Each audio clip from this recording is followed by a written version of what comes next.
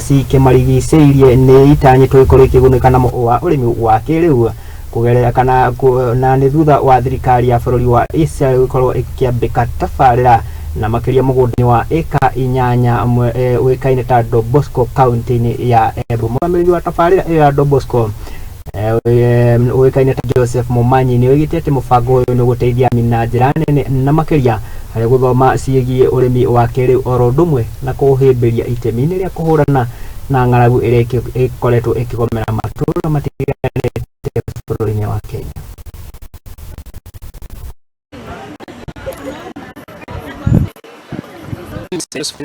I'm the manager here at the Donbosco Embu. Today, basically, we had official launch of our project that we started last year, July 2020. Thereafter, we started the first season, and we grew a number. Managed to have farmers offering them, and we have created what we call a collection center where we are looking forward into helping farmers with the marketing. Kwanza nishukuru sana kwa sababu ya ambassador wa Israel, kwa sababu ameweza kuwa mgeni wetu siku ya leo hapa Donbosco, ambaye amekuja asubuhi tangu asubuhi, na tumekuwa tunafanya maneno mawili au matatu.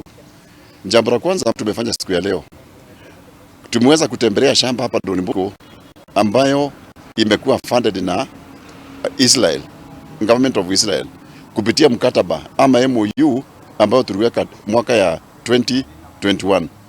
Kwa hivyo tumeona hapa hii demonstration farm iko hapa, kuna mambo mingi sana ya kusoma ambayo pia itakuwa ni kitu mzuri vijana wetu ama extension officers ambao wanaweza kuja hapa wasome pia naweza kusaidia